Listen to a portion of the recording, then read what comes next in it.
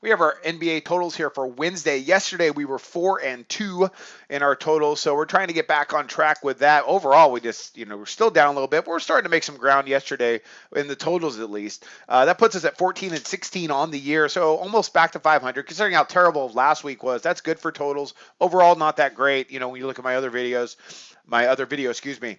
But yesterday we should have gone 5-1. We probably should have gone 6-0. Utah shot out of their minds, which I'll talk about in just a little bit. But the Sacramento Miami game went into overtime, unfortunately. So we had the right call, but overtime happens. Sometimes it's good, sometimes it's bad. So 4-2 on our totals, 4-3 overall. Of course, we didn't hit our side because we haven't hit those since, I don't know, maybe since last year. At least how it feels. That's how it feels like.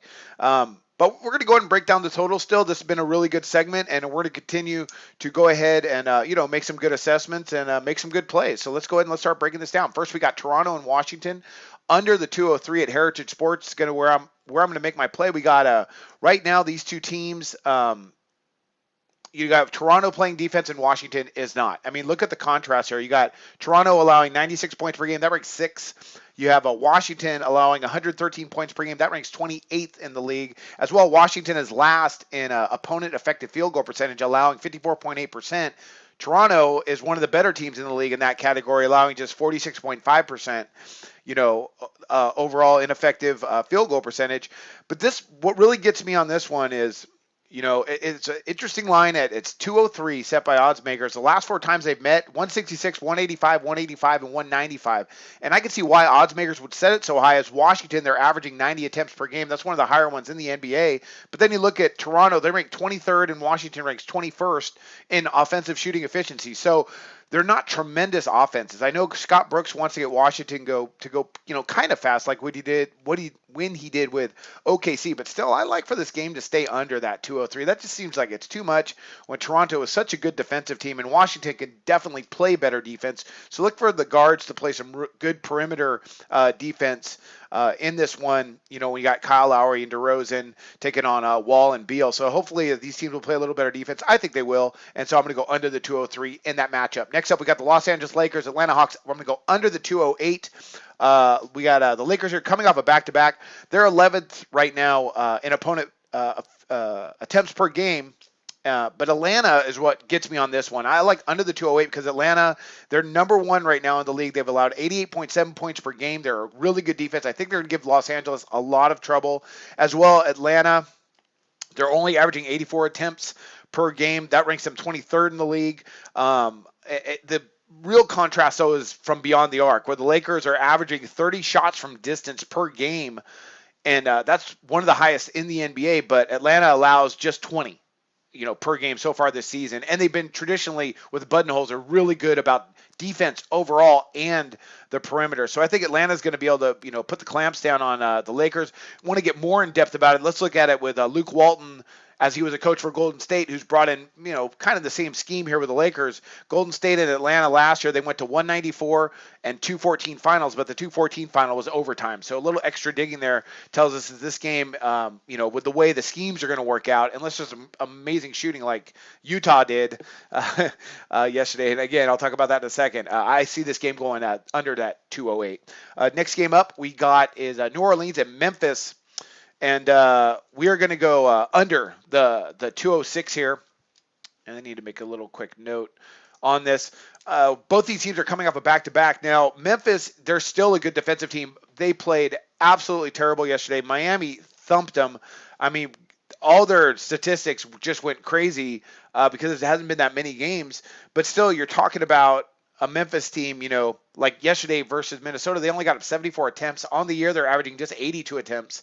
They're still not a fast-paced team. And although New Orleans is, them coming off a back-to-back, I think they're really going to struggle. Memphis should focus on defense last night, considering how well Minnesota lit them up last night.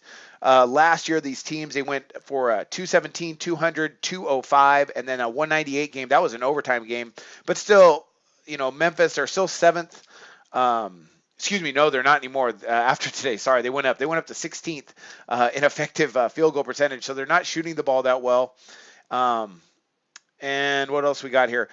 New Orleans overall, they're 27th in efficiency. So although they're trying to get up tempo. They're not really that good right now, and I don't expect them to score tonight against a Memphis team that should who's come in with their defensive mindset like they normally have to go ahead and put the clamps down on New Orleans. So I'm going to go under the total of that 206. I want to make a note on that. And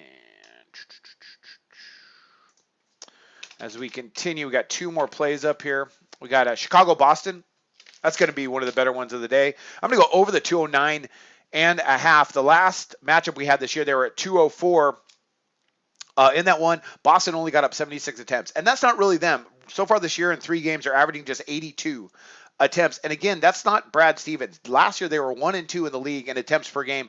And we're going to start to see that sort of flow from the Celtics as they start to get into the groove of the season. And we know that because, well, they're allowing over 89 attempts per game. So, we know they want to get up tempo, and something that could be scary for our Eastern Conference opponents is they're not averaging that many attempts, but they've been really, really efficient. They're number one in effective field goal percentage. And I think with Chicago, who's been going really fast, I mean, they're averaging 92 attempts per game. I really think we see it just an up and down and fair tonight from both these teams. Chicago's been scoring like crazy. Last year, we had them at 205, 193, and 211. I think we're going to see more of that last one there, where they're going to get well over this 209 and a half. Also, another point that's really interesting about these two is Chicago, they rank second in the league in assists, while Boston ranks third. So they're going to move the ball and they're going to score. And I think for this, we're going to see a really good scoring game in this one, and just a really good game altogether. Last one up here, we got Dallas versus Utah. I'm going to go under the 188 and a half. I just don't think Utah can score like they did last night versus San Antonio. That was absolutely incredible. They shot 50% from the field and 48% from distance versus the Spurs, who are traditionally, over the last several years, the best defensive team in the league. So that was really surprising. Last season, they had some pretty high totals. They went 195, 193, and then a big overtime game in these two here, the Mavericks and the Jazz, at 240. But Utah, they're still last in attempts per game. Dallas, they're really good at defending, so they've only allowed 81 attempts per game. And then we look more into Dallas. They've averaging in an overtime game as well, 103.7 points per game. That was 2 times against Houston, a fast-paced team, and Indiana, a fast-paced team. Nate McMillan over there with the Pacers.